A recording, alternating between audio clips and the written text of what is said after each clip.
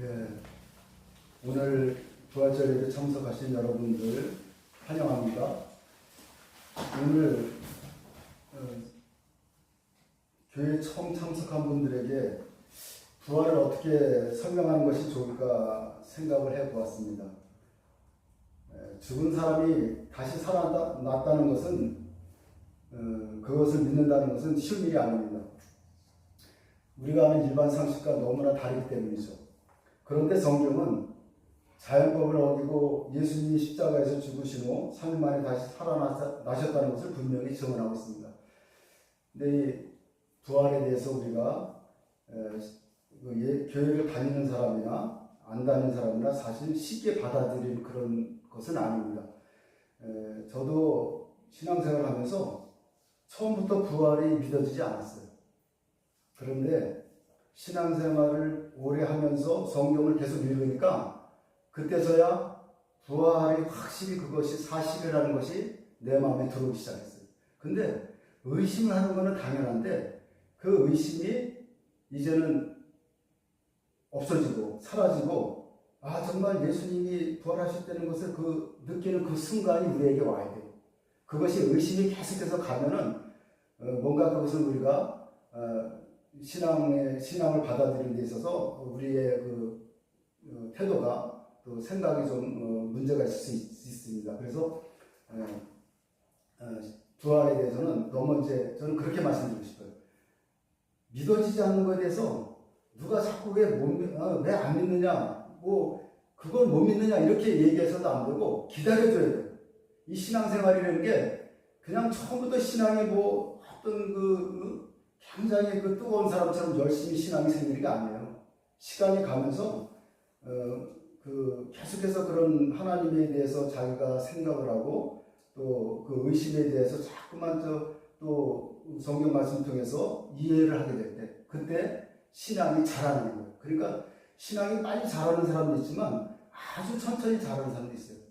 어떤 사람들은 20년이 지나도록 하나님을 믿지 못하는 사람이 있어요. 그 가족이 신앙생활을 다 하는데도 혼자서만 신앙생활을 교회를 안 다니는 사람들이 있다는 거예요. 그러니까 내 가족이라고 해서 아버지가 신앙생활을 하니까는 자녀들도 당연히 신앙생활을 하겠지, 그렇지는 않다는 거예요. 부모님이 신앙이 아주 훌륭하고 뜨거워도 자식들은 또 그렇지 않을 수 있어요. 그거는 우리가 이 신앙이라는 건 각자 개인적으로 받아들이는 거거든요. 그래서 누군가가 신앙을 갖다 집어넣어줄 수가 없어요. 개인이 느끼고 체험하는 거에 따라서 신앙이 생기는 거거든요. 그래서 오늘 처음 예배를 처음 드리거나 또 이 성경을 이 말씀을 갖다 처음 듣는다 할지라도 전혀 그냥 내가 이렇게 빨리 믿음이 안 생기나 이런 거 걱정할 거 없이 시간을 가지고 기다려주고 인내해주면 될 것 같아요. 우리 옆에서 먼저 믿는 사람들이 새로 믿는 사람들에 대한 배려가 중요한 거죠. 배려를 잘해야 되고 또 한 가지 오늘 말씀드리고 싶은 거는 예배를 처음 드리는 분을 위해서 제가 이제 아까 A4 용지를 이제 정리해서 드렸는데 예배는 무엇이냐? 하나님을 찬양하며 높여드리는 모든 행위를 말합니다. 하나님의 말씀을 경청하고 하나님의 뜻을 삶 속에서 실천하려고 노력하는 것. 그런데 예배를 처음 참석하면서 이 예배에 느끼는 어떤 신령한 것, 예배에서만 느끼는 어떤 신령한 것이 있거든요. 그것을 느껴보는 게 쉽지 않아요. 처음부터. 그런데 예배 반복해서 참석하다 보면 하나님과의 만남이 이루어진다고요. 그러니까 어떻게 만나느냐? 이 성경 말씀을 통해서 각 사람에게 하나님께서 그 감동을 주세요. 그러면서 그 개인들마다 여기 이제 예배에 참석하는 모든 그런 개인들에게 하나님의 어떤 음성을 주실 수 있어요. 그건 사람마다 다르거든요. 어떤 사람은 예배 중에서 뜨겁게 눈물을 흘리고 정말 하나님이 살아계시구나 그러면서 어떤 예배가 그렇게 아주 뜨거운 예배, 감동적인 예배를 체험하는 사람도 있고 그렇지 않은 사람도 있는데 그것도 시간이 가서 여러 번 또 예배를 드리면서 사람들마다 오는 게 다르다는 거죠.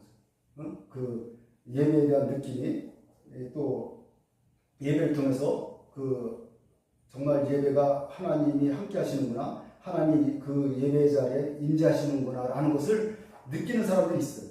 그러니까 모두가 다 그렇게 똑같은 신앙으로 자라지 않는다는 걸 말씀드리고 싶으니까 오늘 예배에 참석하신 이제 처음 이렇게 예배를 드린다면은 그냥 이 예배가 어떤 것인가를 그냥 솔직하게 느껴보시기 바라요.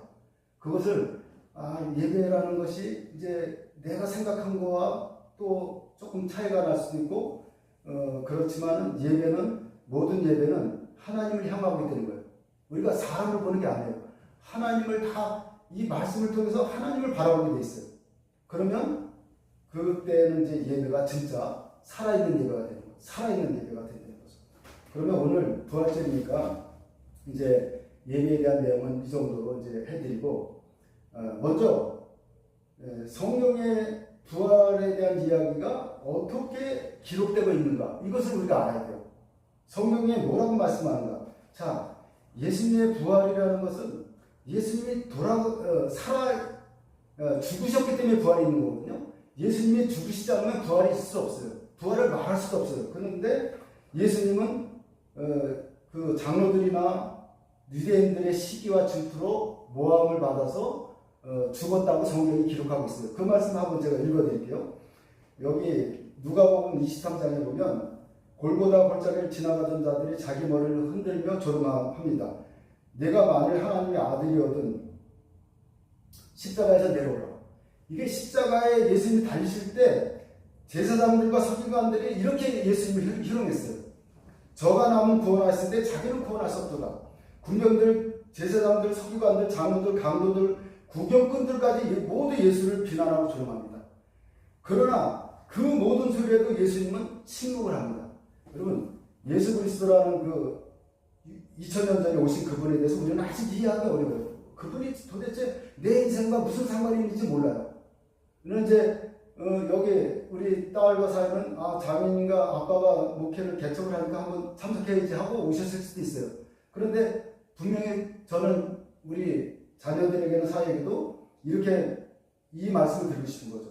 예수라는 분에 대해서 내가 알고 있는 예수, 여러분이 알고 있는 예수가 처음에는 다를 수 있지만 나중에는 같아질 거예요. 그런데 그 예수라는 분이 어떻게 살다가 어떻게 죽었고 어떻게 살아났는지 그 성경에 쓰여진 얘기를 우리가 사실대로 받아들이자는 거죠. 사실대로. 그래서 예수님이 십자가에 달려서 이것은 장로들이 모함이라고 이렇게 얘기하죠. 그래서 십자가에 달려서 금요일 오후 3시에 운명을 합니다. 그럴 때 예수님이 마지막으로 하나님께 이렇게 호소합니다. 나의 하나님, 나의 하나님, 나를 버리지 마시옵소서. 그러니까 어찌하여 나를 버리십니까? 이것이 아람어로 엘리 엘리 나마 사막단이란 말이에요. 하나님, 하나님은 어찌하여 나를 버리십니까? 우리가 세상 살면서 누군가에게 외면당하고 왕따당할 때 느낌 있죠. 버림받는 거. 예수님도 하나님이 나를 지켜줄 줄 알았어요. 왜냐면 하나님의 아들이니까. 근데 십자가에서 이렇게 사람들에게 매달려서 사람들에게 이제 잡혀가지고 못 박혀서 죽는데도 하나님이 건져주지 않는 거예요. 그럴 때 예수님의 심정은 너무나 절박하고 또 어떻게 마음이 형용할 수 없는 그런 마음이었을 거예요. 왜 나를 버리지 하나님이? 그러면서 그렇게 부르짖었어요. 그런데 하나님은 아무 말씀도 안 하십니다. 내려와서 건져주시지 않아요. 그럼 예수님은 그 시간에 피를 흘리면서 돌아가십니다. 그런데 이 옆에 있는 사람들, 구경하는 사람들이 저가 남은 구원하시는데 자기는 구원하지 못하네. 그리고 조롱하는 거예요. 그러면서 예수님이 돌아가시면서 어떤 일이 있었냐면 예수를 3년 동안 따라다니던 그 12제자, 베드로와 요한과 그 야고보라든가 이 12제자도 다 도망갔어요. 예수님이 십자가에 죽는 순간 그 사람들의 생각은 이제 끝났어. 우리가 예수님을 따라다니는데 예수님은 우리를 구원하지 못해, 우리를 지켜주지 못해. 그러고서 다 고향으로 자기 하던 일로 도망갔어요. 그리고 여인들도 도망가지는 않았지만 여인들도 예수님이 죽은 거로다가 끝났다고 생각했어요.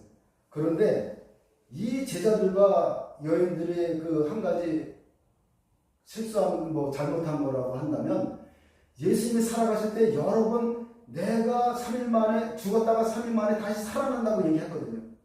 분명히 살아난다고 얘기했는데도 이 제자들이나 그 예수님을 사랑하던 그 유대인들은 그걸 다 새까맣게 잊어버린 거예요. 그리고서 다 떠나갔어요. 그런데 제자들은 다 도망갔지만 이 여인들만 끝까지 예수님을 사랑했어요. 여러분, 이런 말이 있어요. 어떤 사람이 어려운 일을 당해보면 진짜 친구가 누군지 알 수 있다는 거예요. 그러니까 사람이 망하면은 다 떠난다는 거예요. 그런데 여자들은 떠나지 않았어요. 여자들은요, 부활하는 오늘 새벽에 향품을 가지고 무덤으로 올라갔어요. 동산으로. 그래서 왜 여인들이 무덤으로 올라갔냐 하면은 그래도 마지막까지 예수님의 시신에다가 향품을 바르는 그런 유대 관습이 있거든요. 그런 거를 하려고 동산으로 올라가는데 여기서 동산에 올라가서 무덤에 열려져 있는 것을 보고 무덤 안을 들여다보니까 거기 아무것도 없어요. 예수님의 시신이 거기 없다는 거예요. 그래서 이 여인들이 이게 무슨 일이지 하고 누가 이런 시체를 훔쳐갔나 이렇게 막 의문을 품고 있는데 그때 음성이 들리는 거예요. 여러분 살면서 천사를 만나본 적이 없죠. 저도 천사를 만나본 적이 없어요. 근데 어떤 그 음성이 들리는데 아주 또렷하게 그가 여기 계시지 않고 말씀하시던 대로 살아나셨느니라. 와서 그가 누우셨던 것을 보라. 천사가 하얀 천사가 흰빛이 나는 광채가 나는 천사가 두 명이 거기 앉아서 여인들에게 얘기를 하는 거예요. 여인들이 깜짝 놀랐죠. 그래서 어쩔 줄 모르고 있는데 이 천사들이 계속 그러는 거예요. 여기 있지 말고 빨리 제자들에게 가서 예수님이 살아나는 걸 빨리 전달하라고 그러는 거예요. 그래서 이 동산 밑으로 내려가서 마을로 막 가는데 그 앞에 예수님이 서 계신 거예요. 여인들이 예수님을 끝까지 사랑했던 여인들이 예수님을 첫 번째 목격하는 사람이 됐어요. 부활하신 예수님의 첫 목격자는 바로 끝까지 사랑한 사람이 되는 거예요. 그래서 이 여인들은 그 제자들에게 다 전했어요. 그 예수님이 살아나시고 제자들도 믿지 않았어요. 여인들의 얘기를 믿지 않아요. 아니 어떻게 죽은 사람이 살아나지? 부활을 믿지 못하는 그런 사람들은 여러분이나 저랑 마찬가지예요. 어떻게 부활을 믿지 못하냐? 눈으로 보지 않으면 사람들은 안 믿으려고 해요. 눈으로 봐야지 믿습니다. 응? 그러니까 여기 그 예수를 따르던 많은 사람들도 믿지 않았고 장로들이나 로마 군병들도 믿지 않았어요. 그런데 예수님은 살아나셨어요. 이제는 그것이 현실이 됐고 눈앞에 실체가 나타난 거예요.